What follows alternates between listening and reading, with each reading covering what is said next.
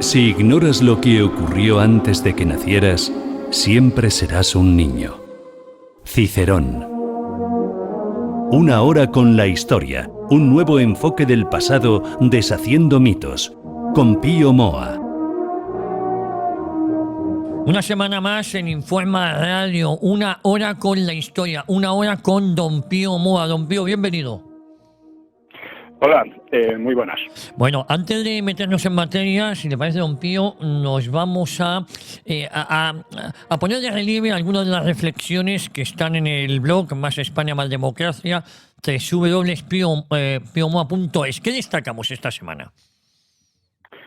Bueno, he hablado, por supuesto, de una entrevista que me hizo Luis del Pino y que sale en YouTube. Se puede ver como Pío Moa: Franco salvó a España de entrar en la Segunda Guerra Mundial y la izquierda pedía la invasión de la península. Esto es verdad, pero es una chapuza, porque el tema no era ese en absoluto. Era la Segunda Guerra Mundial y el fin de la era europea. Y en la entrevista Luis del Pino me pregunta: ¿por qué Pío Moa cae tan mal a todos los historiadores oficiales? Respondo: porque soy mucho mejor que ellos. Claro, esto puede sonar a jactancia infantil, pero es la pura verdad. Y se demuestra en su incapacidad para entablar un debate historiográfico serio, como lo he expuesto en el libro Galería de Charlatanes, que es un libro de crítica historiográfica, cosa que en España apenas hay, ¿no? La táctica de esos historiadores oficiales, que también se titulan a veces científicos o qué sé yo, lo que les da la gana, pues su táctica contra mí es la murmuración ratonil, acompañada de una pose ridícula de superioridad y del silenciamiento sistemático. Pero precisamente con eso dan su talla, ¿no? En cuanto al tema, a la Segunda Guerra Mundial, pues supone un enorme problema moral que sigue pesando sobre la humanidad, especialmente sobre Europa, y que en parte se manifiesta ya en los juicios de Nuremberg, que es unos juicios que he analizado en el libro. Sí. La guerra culminó desastrosamente una larga época de 4 siglos y medio en la historia humana, la que he llamado Era Europea, y abrió una nueva era que solo podemos percibir de manera un tanto brumosa porque estamos metidos en ella, tal como los que participaron en la Guerra de los 30 años no podían saber que estaban en la Guerra de los 30 años, ni podían ver sus consecuencias, que entre otras fue la decadencia de España, ¿no? Eso solo se pudo apreciar no ya al final de la guerra, sino una vez pasado bastante tiempo del conflicto. Y la situación en que estamos también, quizá nuestros descendientes la puedan etiquetar de alguna manera. También es verdad que la nueva era en que estamos ahora depende profundamente del modo como terminó la anterior. Mi ensayo se titula precisamente Segunda Guerra Mundial y el fin de la era europea. Aborda estas cuestiones y la introducción del concepto de era europea es fundamental. Es algo, creo que original, y permite percibir la situación de otra manera. El libro está dividido en 3 partes. La primera examina la evolución militar de la contienda, expone luego la segunda las grandes políticas de cada contendiente, sin las cuales no se puede entender el conflicto mismo. La guerra, decía Clausewitz, es la continuación de la política por otros medios, y hay que distinguir entre las políticas ocasionales que vienen determinadas por la evolución de los hechos y la gran política, que es la que orienta el conjunto o trata de orientarlo, ¿no? Y cada uno tenía la suya.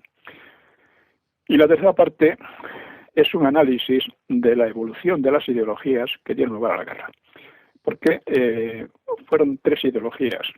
No lo examino, creo que es más profundo examinarlo, no como la lucha entre Alemania, la Unión Soviética y los anglosajones, sino desde el punto de vista de las ideologías que representaban cada uno, que es un enfoque, en mi opinión, más decisivo, ¿no?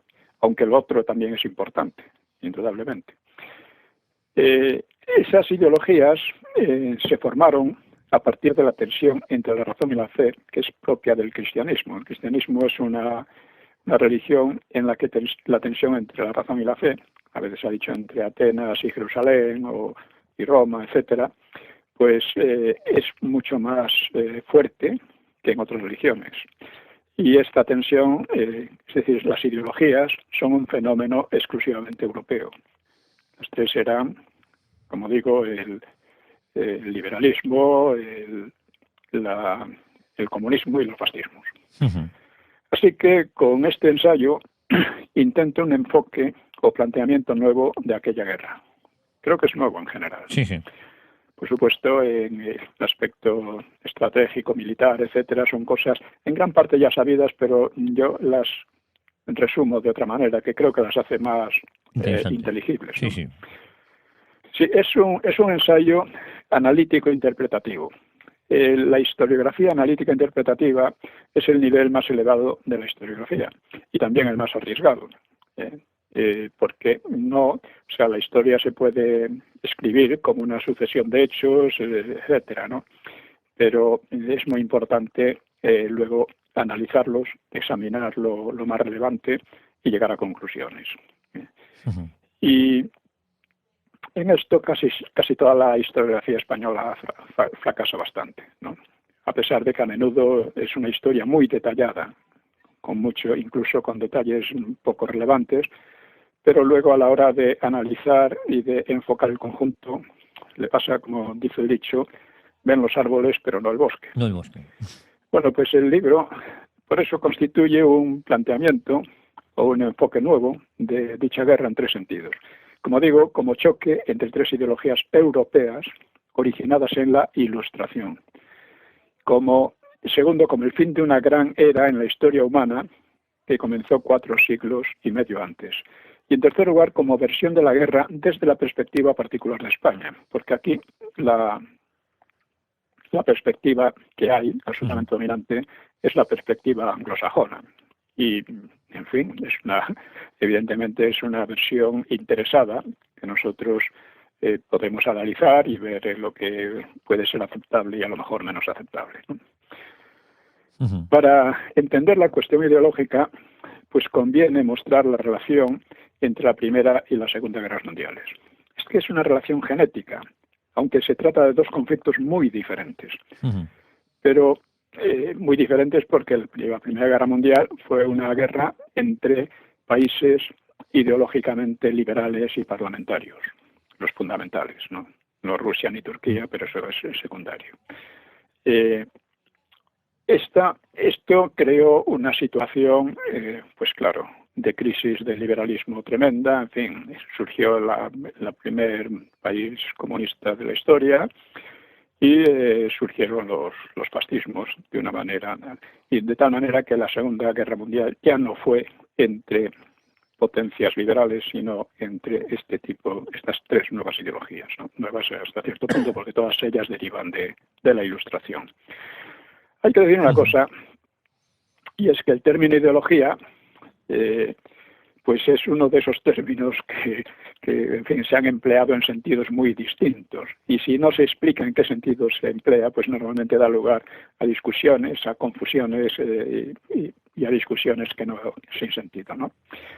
En su sentido más habitual, ideología es una especie de superestructura ilusoria sobre la lucha de clases. Es una idea que procede del marxismo sobre economía, y procede del marxismo, y luego ha sido definida de otras formas. En este ensayo yo llamo ideologías a las concepciones del mundo y del hombre y a sus consecuencias políticas basadas en la razón y prescindiendo de la fe. Creo que esta acepción puede resultar mucho más fructífera que otras para el análisis historiográfico. Ujú. Bueno, incidentalmente en la entrevista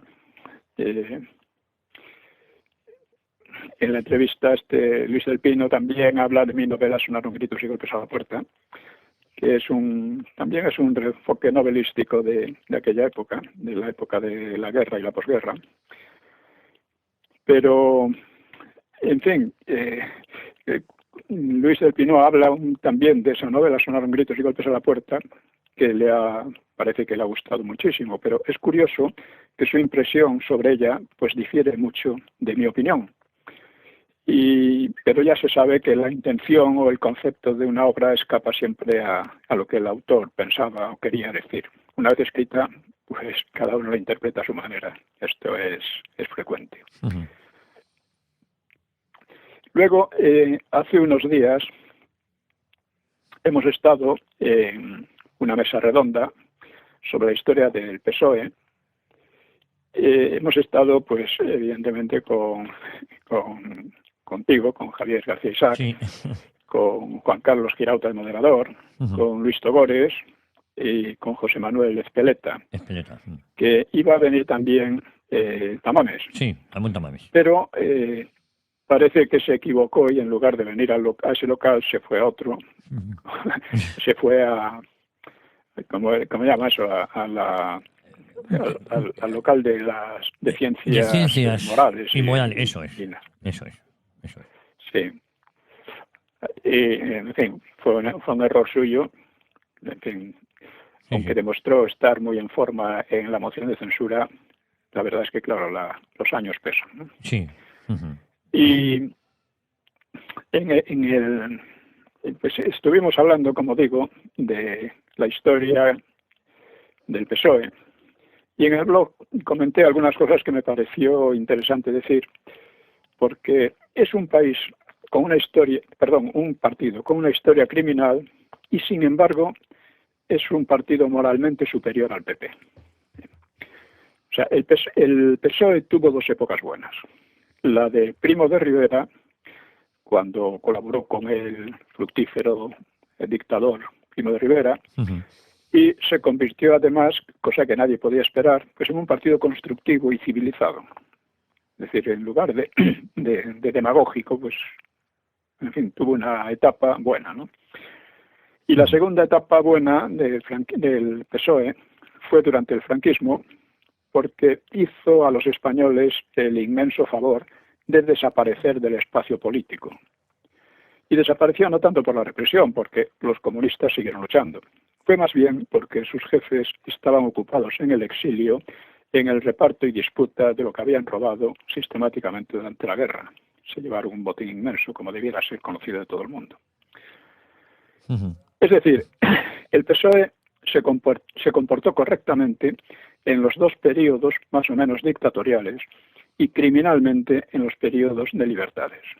Durante la liberal restauración, que era un régimen liberal de libertades, pues y además el PSOE pudo aprovecharlas para influir localmente y nacionalmente con concejales y diputados, etcétera, pues se afanó en destruir el sistema con una demagogia brutal, apoyando de hecho a Abdelkrim en Marruecos, Ujú. o con la huelga revolucionaria de 1917, que muy posiblemente estaba enfocada a entrar en la Primera Guerra Mundial, a arrastrar a España a la Primera Guerra Mundial, como quería alguna gente aquí, ¿no? Ujú. Luego, en la República, pues uno podía esperar que el PSOE, si se había portado bien en la dictadura, pues se portaría mejor en la República. Pero en primer lugar, hay que señalar que la República no debió nada al PSOE. Y el PSOE, al llegar allí, se convirtió de nuevo, igual que en la Restauración, pero todavía más gravemente, se convirtió en un partido subversivo y golpista, aprovechando las libertades para practicar el terrorismo y para organizar la guerra civil en octubre de 1934. Guerra civil en sus propias palabras, ¿eh? Ujú. Porque veía que la guerra civil era una cosa buena porque iba a traer, en fin, un régimen socialista, un régimen de tipo soviético, ¿no? Entonces, si lo conseguía era una cosa buena. Claro, si fracasaba ya no iba a ser lo mismo, ¿no? Esto además lo organizó junto con los separatistas catalanes. Esto no hay que olvidarlo. Y luego, porque siempre van juntos, separatistas catalanes, vascos y PSOE han ido juntos oficialmente o de hecho casi todo el tiempo.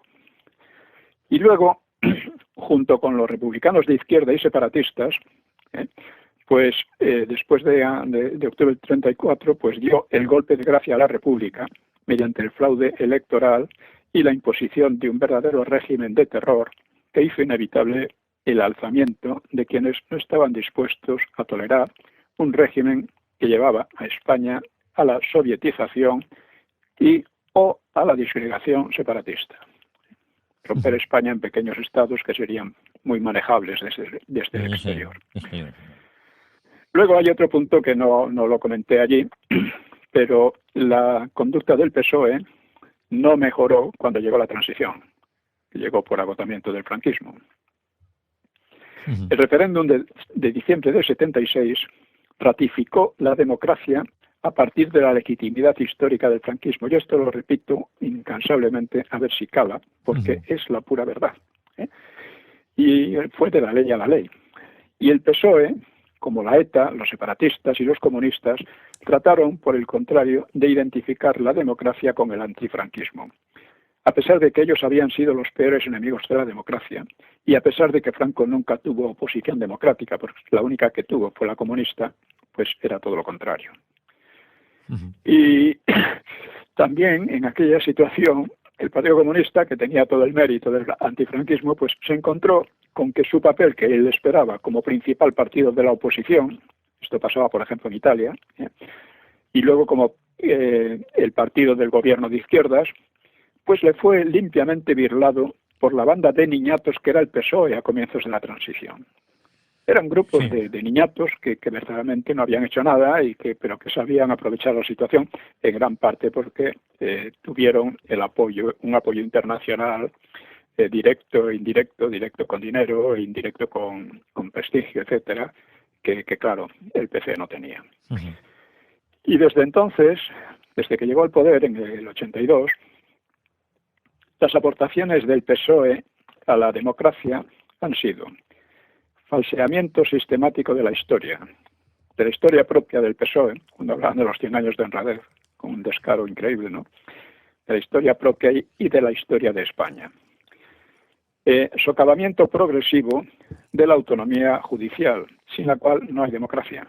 Es decir, empezaron enseguida, declararon la muerte de Montesquieu y el PP protestó moderadamente, inmediatamente se unió a la muerte de Montesquieu, repartiéndose el poder judicial con ellos, ¿no?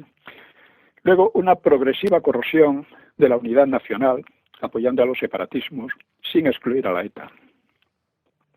Una progresiva corrosión de la soberanía nacional, supeditándola a la burocracia de Bruselas, de esto nunca se habla, pero es muy importante, ¿no? O convirtiendo Gibraltar en un emporio corruptor de Inglaterra.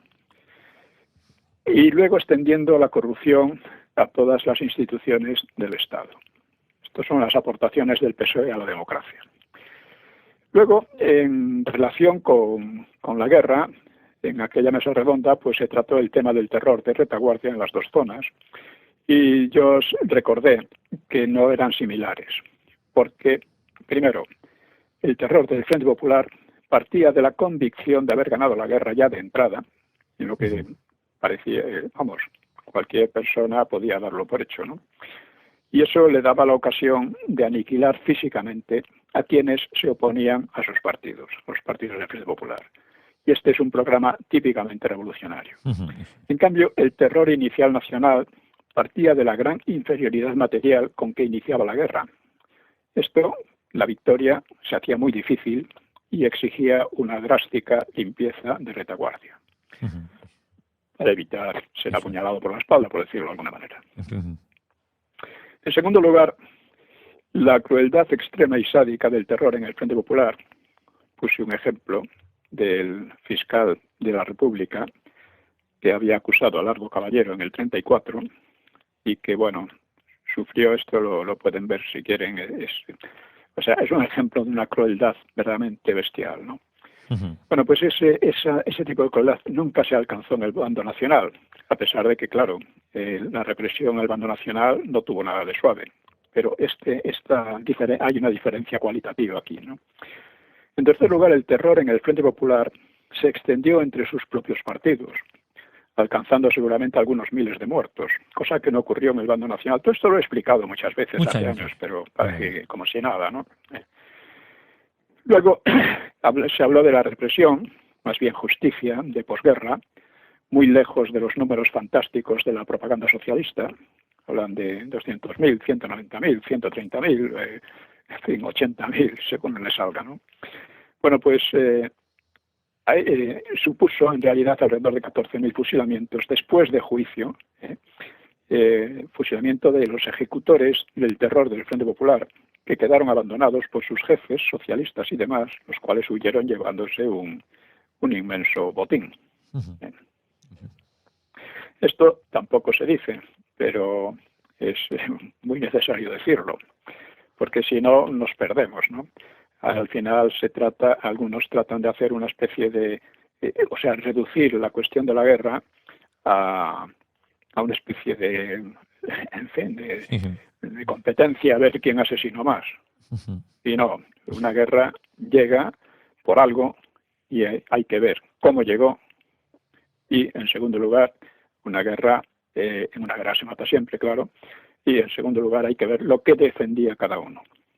Como digo, el Frente Popular defendía la sovietización, o sea, la destrucción de la cultura española, sustituirla por una cultura soviética, porque el comunismo es mucho más allá que una pequeña o grande reforma de lo que hay. Pues va a sustituir las concepciones generales, ¿no?, de la historia, de la vida, del mundo y del hombre, ¿no? Por eso la Segunda Guerra Mundial tuvo aquel carácter encarnizado, porque no eran simples intentos de apoderarse de mayor o menor territorio o por una cuestión económica, ¿no? Cada ideología suponía un concepto del hombre y del mundo muy distinto y que era además radicalmente opuesto de unas a otras, ¿no? Por eso fue una guerra muy especial. Y eso en parte se vio también en la guerra de España. Sí. Bueno, a pesar de que esto es así, porque no ha podido ser desmentido de ninguna de las maneras, pues a pesar de eso existe una evidente superioridad moral del PSOE sobre la derecha, sobre el PP en particular. Uno de los mayores éxitos políticos del PSOE ha sido que el PP se uniera a él, olvidando el referéndum del 76 y aceptando la identificación entre democracia y antifranquismo. Este hecho, esto lo ha aceptado el PP. Bueno, pues en sí mismo esto ya revela una considerable superioridad moral. Es decir, el PSOE ha sido capaz de falsificar la historia hasta ese punto y que los otros dijeran amén. O sea, y la conducta del PP con Aznar llegó a la condena pública y expresa del alzamiento del 18 de julio de 1936, que este alzamiento, el propio Besteiro, un líder socialista moderado, que fue desplazado, claro, por los otros, ¿no?, pues reconoció que había sido salvador para España. Dijo, hemos sido derrotados por nuestras propias culpas, por habernos dejado arrastrar al sistema soviético, es quizá la mayor aberración de la historia humana. Cito muy de memoria, ¿no?, pero más o menos dijo eso. Y el mérito de salvarnos de aquella situación se debe a los nacionalistas, se refiere a los nacionalistas que se han batido en la gran cruzada anticomintern, en la gran cruzada anticomunista. Lo expresó así al final de la guerra. Y es una explicación perfecta de lo que fue la guerra y la razón de ella. Esto, sin embargo, el PP pasa absolutamente por encima de eso. Por encima, es como si no fuera con ellos. Claro. Con aquella condena, el PP entregaba al PSOE y a los separatistas toda la legitimidad política, ni más ni menos. Y el resultado ha sido las leyes de memoria que, vamos, se las entregó en bandeja al propio PP, ¿no? Hay que decir que, incluso con todas sus falsedades, la reivindicación socialista separatista de sus abuelos, pues no deja de tener cierta dignidad. Es una especie de piedad filial o algo por el estilo. En cambio, los cutrísimos señoritos del PP han llegado a la abyección máxima de escupir sobre las tumbas de los suyos, de sus abuelos, los que salvaron precisamente a España de la sovietización o la disgregación, que lo salvaron de la Segunda Guerra Mundial, que lo salvaron de la enorme deuda moral y política del resto de Europa con los ejércitos ruseño y soviético. Esto nadie lo dice, pero hay que decirlo. En este sentido preciso, es muy cierta la superioridad moral, o al menos también intelectual, del PSOE sobre el PP y sobre casi toda la derecha. Porque hay la hiperlegitimidad moral que se atribuye a la izquierda. No, se la han atribuido ustedes. Se la han atribuido el PP, al PSOE y a los separatistas. También volví a señalar, como también hiciste tú, ¿no? Sí, sí. Pues volví a señalar la inanidad de una historiografía de derecha que sigue hablando de bando republicano. Esto es verdaderamente una demostración de estupidez y de desprecio por la historia. Aquel bando republicano fue precisamente el que destruyó la República Claro. en 2 golpes sucesivos de octubre del 34 y del fraude electoral del 36. Esto es esencial. Claro.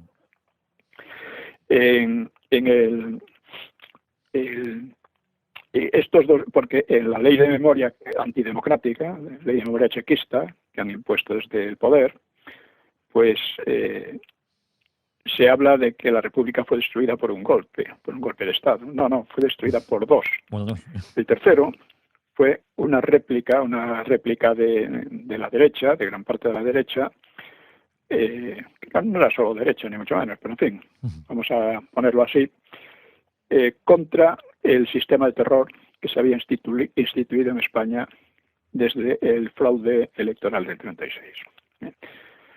Bueno, pues la necia historiografía y los ignorantes políticos de derechas creen que el Frente Popular continuaba la República del 14 de abril, con lo que la legitimidad en la guerra quedaba de parte del Frente Popular, de los destructores de la República, y la criminalidad quedaba en el bando contrario. Porque la República, con todos sus defectos, fue un régimen caótico, ¿no? Pero fue también un régimen legítimo porque nació del suicidio de la monarquía. Hubo un golpe, indudablemente, nació de un golpe, pero el golpe lo dieron los monárquicos contra su propio régimen. Así que llamar republicano al Frente Popular no solo desvirtúa de raíz la guerra, la vuelve ininteligible, sino que justifica todo el relato izquierdista separatista. Como oí una vez a un escritor de izquierda explicar las cosas. Se las explicaba a una señora useña, ¿no? No, en la guerra los republicanos cometieron excesos pues justificables en gran medida, no por la situación, pero los nacionales cometieron crímenes. Fue exactamente al revés. Hubo excesos de los nacionales y crímenes desde el principio, ya desde octubre del 34 y el fraude electoral por parte del Frente Popular. Hice, en la mesa redonda de que hablamos, pues hice la observación del carácter romo de la historiografía de derecha, incluso de la más elaborada y muy documentada en torno a los árboles, es decir, en todos los detalles, anécdotas, etcétera, pero incapaz de percibir el bosque. Llevo años insistiendo en esto, pero parece inútil y la verdad es que resulta un tanto irritante. Y otro tema que he tratado, sigo tratando, claro, es una sección en el blog que se llama Pasarela de Capullos. Por ejemplo, recientemente, capullos, o sea, los anglómanos estos que están destruyendo prácticamente el idioma y la cultura españolas, ¿no? En Extremadura se va a crear una Elysium City, que se presenta como ciudad sostenible e inteligente. Ahora, lo inteligente son las cosas y no las personas, ¿no? Evidentemente, los de Elysium City inteligentes no son, aunque sean aprovechados o listos, ¿no?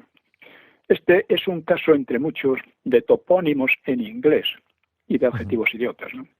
Cuando la propia toponimia se bastardea, la colonización se afianza. O sea que en nuestro propio país los nombres de lugares se estén poniendo en inglés. Eso pasa mucho en la zona, en Levante, en el sur, etcétera, ¿no? Pues eso es ya el peligro va muy lejos, ¿no? Va a llegar un momento en que gran parte de la topografía española sea inglesa. Yo veo, por ejemplo, cerca de Vigo, una pequeña playa que se llama de Patos, que tiene un turismo sobre todo local. Pues allí encontramos Patos Beach House, Conservera House, apartamento Sunset, welcomes y frases en inglés en casi todos los locales. Y apenas hay ingleses por allí, ni extranjeros, muy pocos. Saliendo hacia Samil, otra playa de Vigo, muy grande, se ven grandes anuncios de colegios donde al alumno dice open up to life, o sea, le abren a la vida, con el inglés, claro. También anuncios de the best playas, the best luces, the best properties. Viva en Vigo. Luego hay un programa municipal de estudios en Inglaterra que se llama Vigo en inglés. Obsérvese que es parte de una política de Puigdemont Feijóo, de por una parte poner al español el gallego y por otra el inglés. O sea, es una especie de tenaza que también se da en Cataluña en Vascongadas. Veo, por ejemplo, también en un bar un Jamón World, o sea, Mundo Jamón, y pone pasión por el jamón. O sea, hay que ser capullo. World y pasión. O sea, ¿quién puede tener pasión por el jamón o por cosas así? No hay que ser idiota, pero bueno. Hay la agencia EFE nos informa de que en Tailandia ganó las elecciones el partido Move Forward, o sea, moverse adelante, ¿no? Pero en tailandés es imposible que se diga Move Forward. Con toda probabilidad es una traducción inglesa, pero nuestros periodistas desprecian e ignoran tanto el español que en lugar de traducirlo al español recogen la traducción inglesa como oficial de Tailandia. Así se crea la impresión de que todo es inglés en todo el mundo, ¿no? Justo, claro. Otro me comenta de nuevos afiliados de Vox recibidos por el resto con un welcome. Uno de las que saluda en inglés se presenta para alcalde en no sé qué pueblo de Madrid. Esto es una cosa que, la colonización ha alcanzado tal nivel que se ha vuelto inconsciente, sobre todo porque nadie, aparte de este blog, la viene denunciando. Y por eso debe empezar una reacción y no se debe pasar ni una. O sea, ya en otra ocasión, en un meeting de Vox, había una zona para los niños que se llamaba Fun Zone, o sea, zona de juego, de diversión. De diversión, eso es. Sí. Entonces, claro, yo protesté en el blog y creo que eso no se ha repetido, ¿no? Pero, insisto, no hay que pasar ninguna. Y luego, hablando de estas elecciones, pues mucho va a depender del apoyo activo que reciba Vox, de las personas independientes y conscientes de lo que nos jugamos. Es esencial que el votante sepa distinguir a Vox del PP y ahí entra en juego la gran política. Esto es fundamental porque la triple M, o sea, los grandes medios de masa y otros medios que no son de ellos, que no son de masa, de grandes masas, están todos juntos contra Vox, silenciándolo o calumniándolo o tergiversando sus palabras. Por eso, afortunadamente, tenemos otros medios, las redes y demás, y las amistades, con las cuales es preciso hacer un trabajo. Claro, hay que poner expresiones breves, por ejemplo. Tendremos que elegir entre el partido de Chapote, o sea, PSOE, y el de Bolinaga, el PP. No votes a ninguno de ellos, vota a Vox. Bueno, pues mencionar también, dice, ¿quiere usted saber qué fue el franquismo? Pues mire a sus enemigos, desde los asesinos, profesionales de la ETA o los separatistas o los señoritos mangantes del PP, pasando por un PSOE cuya seña de identidad más precisa es la corrupción y la mentira. Bueno, hay que decir, lo he señalado, que el patriota español es muy poco patriota, ¿no? La colonización por el inglés, por ejemplo, le importa un bledo. Nadie protesta, casi nadie, ¿no? Y muchos dicen que sí, que les gustaría la neutralidad de España, pero inmediatamente afirman que es prácticamente imposible. O sea, en estos temas decisivos, esos patriotas no difieren de socialistas o peperos, aunque se lamentan un poquito, eso sí. O sea, tener que hacer algo les cansa por adelantado, ¿no? Como se decía de los gudaris vascos, rindámonos antes de que sea tarde, o sea, antes de que tengamos que hacer algo. En fin, pues con estas consideraciones creo que podemos pasar al tema de hoy, que nos ocupa. Al tema de hoy. Estábamos repasando algunos de los personajes de la transición, de esos finales de los 70, inicios de los 80 ya. Sí. Pues como ya... Esta es una serie para estos programas me he basado en el libro La transición de cristal, que hoy está descatalogado, pero habría que reeditarlo porque verdaderamente es una visión de la transición muy distinta de las que se han querido imponer, ¿no?, hasta ahora, ¿no? O sea, como habrá observado nuestros oyentes, pues es una versión que diverge de modo fundamental e incluso invierte la inmensa mayoría de las interpretaciones que han circulado durante estos años.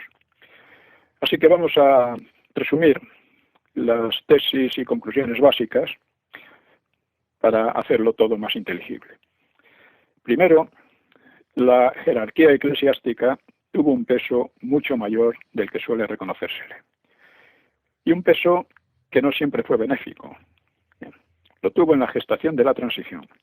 Contribuyó más que nadie a debilitar al franquismo y a promover a sus enemigos. No toda la Iglesia, pero gran parte de ella, la parte más significativa y más activa, ¿no?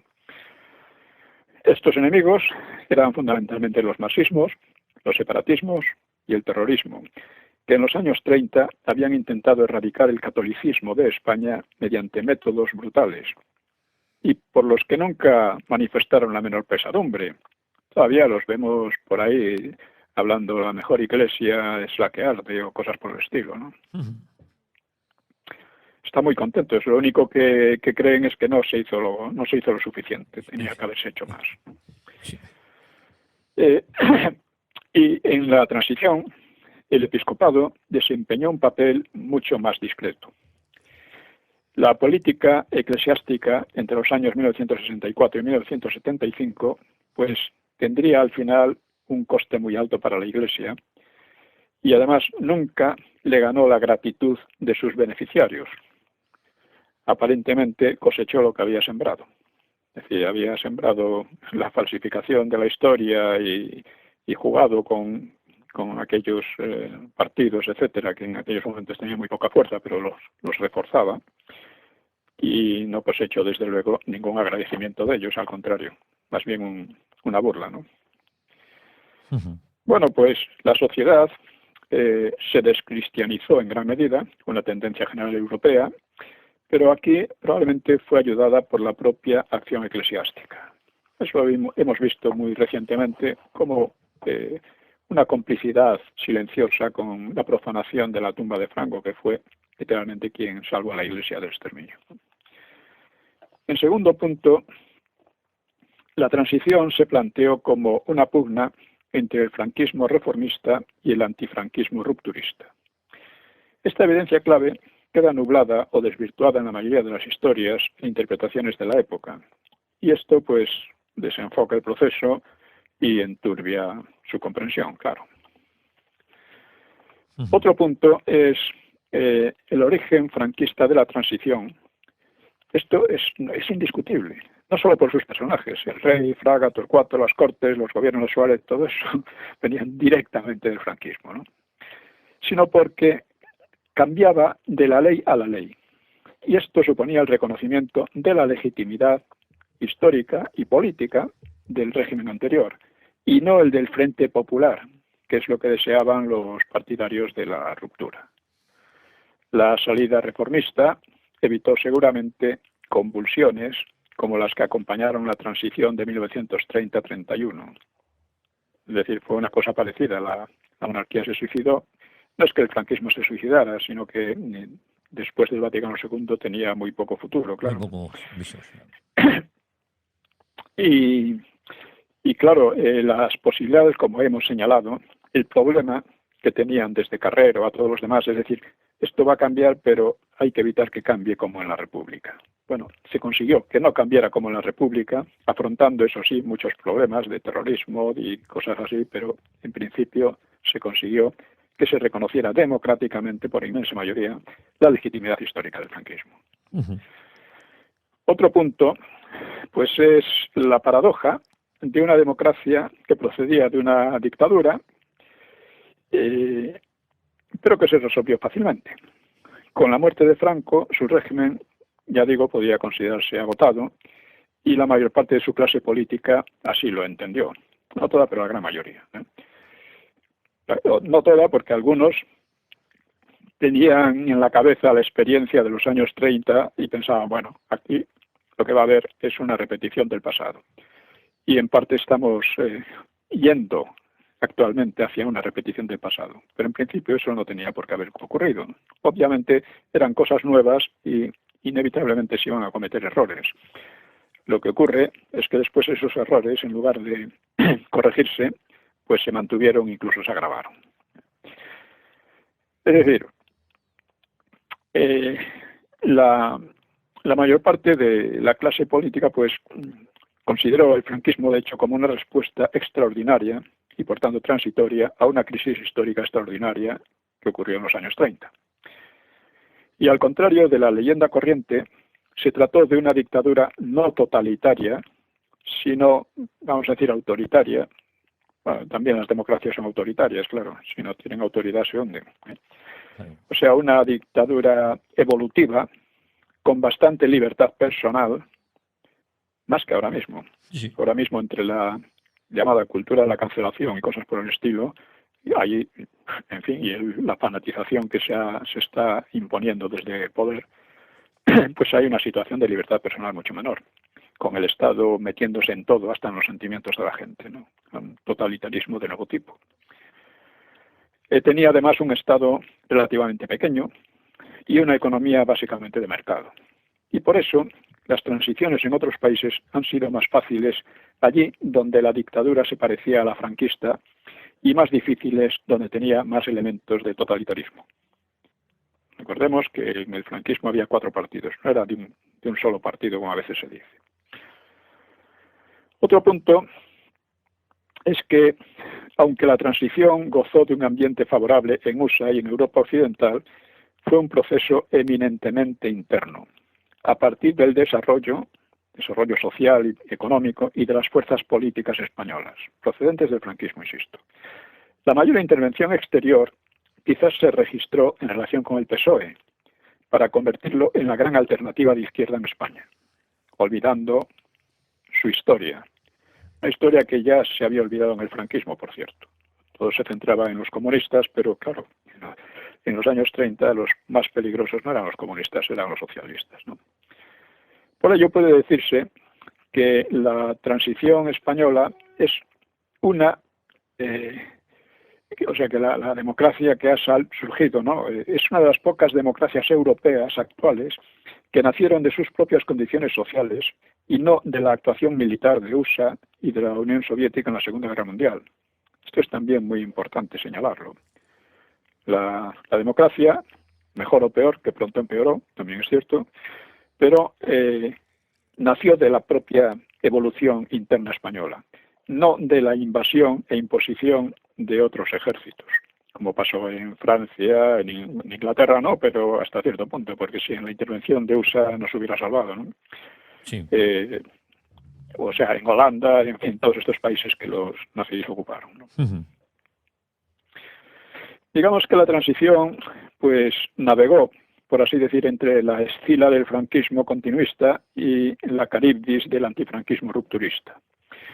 Este último, el rupturismo, aspiraba a saltar sobre 40 años de historia muy fructífera, por cierto, para enlazar con la supuesta legitimidad de un frente popular que era en realidad antidemocrático, golpista y todo lo peor que se pueda decir de él. En cuanto al búnker continuista, llamado búnker, y contra la versión más generalizada, fue muy débil y no tenía alternativa política. Y solo cobró alguna peligrosidad debido al desorden y al terrorismo de la izquierda. Sin ellos no habría habido seguramente ni conspiraciones militares ni el golpe del 23F. Recordemos que el 23F fue un golpe apoyado desde arriba, desde el rey, hasta el propio Partido Socialista, cuando veían que Suárez estaba llevando al país al desastre. Uh-huh.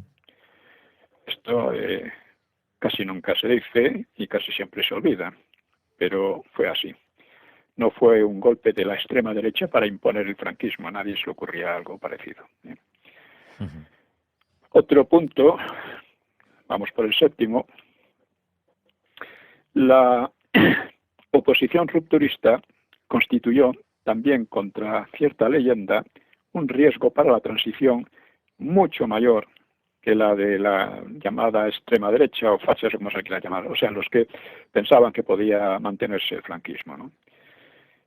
Y esta sí que fue un riesgo, un peligro, porque lo alimentó además con sus radicalismos. Esta oposición puede dividirse entre la que practicaba el terrorismo y la que no lo hacía, pero en ninguno de los dos casos era democrática. La identificación entre antifranquismo y democratismo es uno de los mitos causantes de mayor confusión y de mayor corrupción en la política española. El totalitarismo de la ETA o del Grapo, pues no precisa aclaración, porque eran de tipo soviético, ¿no? De tipo comunista, ¿no? Pero poco se entenderá si olvidamos que el otro sector rupturista, que se agrupaba en torno al Partido Comunista y al PSOE, aquella Junta Democrática y Plataforma Democrática, eso democrática era un chiste, ¿no? Pues era adepto a ideologías profundamente contrarias a las libertades, a las que solo renunció muy a medias, porque, tal como observó Fernández Miranda, esos partidos solo aceptarían la democracia si se sentían débiles. No debe perderse de vista que las ideologías totalitarias, por ejemplo, la staliniana o la nacionalsocialista, pues han estado siempre dispuestas a utilizar las ventajas de la democracia liberal como instrumento para destruirla, según hizo precisamente el PSOE durante la República, debido a su marxismo, ¿no?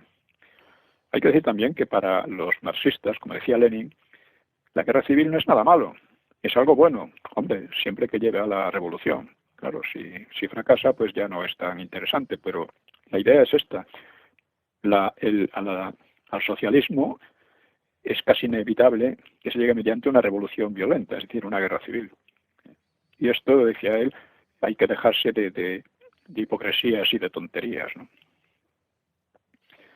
En cuanto al PSOE, y de modo similar a como ocurrió en la República, pues se convirtió en un partido decisivo, y en gran medida gracias al olvido de su trayectoria, pues el propio franquismo había culpado ante todo al Partido Comunista. El Partido Socialista, como está hoy plenamente documentado, fue el agente principal en la destrucción de la legalidad republicana, que fue lo que causó la guerra civil al final. La ideología inspiradora de aquella política solo fue abandonada por el PSOE en 1979, o sea, el marxismo, y lo fue de modo muy parcial y sin sustituirla por otras ideas.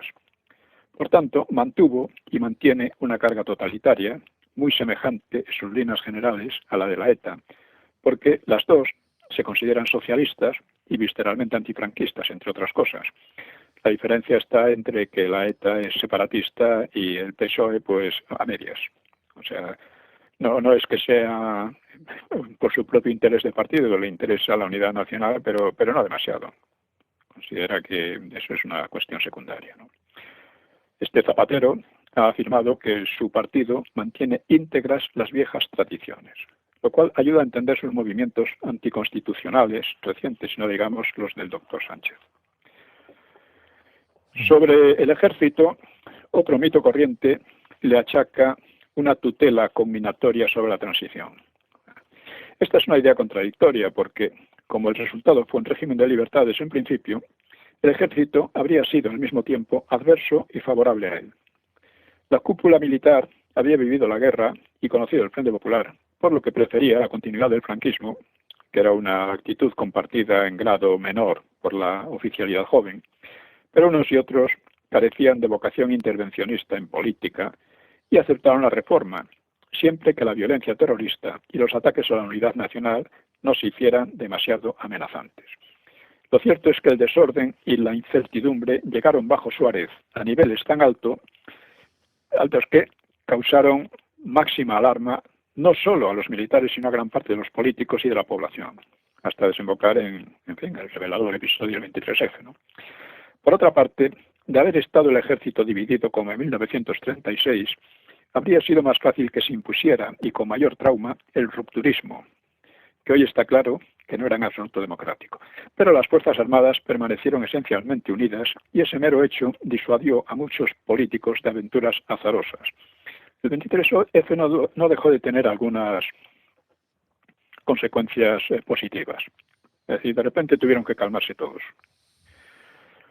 Por lo que respecta al terrorismo, a lo largo del siglo XX ha tenido en España una incidencia política superior a la de cualquier otro país europeo. Y en su carácter de rupturismo radical, la tuvo extraordinaria en la transición. Tuvo una influencia enorme, casi nunca se habla de esto. Generó permanente inseguridad y descrédito de la democracia y en varios momentos estuvo cerca de provocar una involución. El terrorismo de la llamada ultraderecha fue muy inferior en sangre y en peligrosidad y políticamente pues constituyó una respuesta al de la izquierda. Y los dos pues desestabilizarían, pero la ETA muy destacadamente ha acompañado a la democracia como un corrosivo de ella.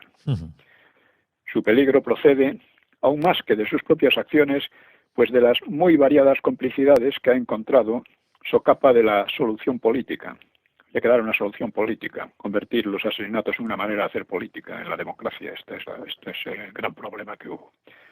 Solo cuando el gobierno de Aznar aplicó claramente la solución policial, la ETA fue acorralada y neutralizada en gran medida. Sin embargo, pues volvería a primer plano desde 2004, cuando el gobierno de Zapatero volvió a la solución política y además lo hizo a una escala nunca antes vista, justificando de hecho los crímenes anteriores de la ETA y recompensándolos con unas concesiones políticas inauditas contra el Estado de Derecho, contra la Constitución y la integridad del país. Puede decirse que a través de la que llaman solución política, la ETA ha condicionado a la democracia mucho más profundamente de lo que la mayoría de los analistas han querido ver. Por cierto, que siguen sin conocerse los acuerdos clandestinos, las negociaciones clandestinas entre la ETA y el Partido Socialista. O sea, unas negociaciones hechas a espaldas de la opinión pública, en fin, a espaldas de todo, de la Constitución y de todo. Y Vox ha pedido, pero debería insistir en esta petición, ha pedido que se hagan públicas. Si no se hacen públicas, por algo es. Y Don Pío, también que no se hagan públicas. Sí, nos quedan unos 4 minutos, don Pío. Bueno, pues seguimos.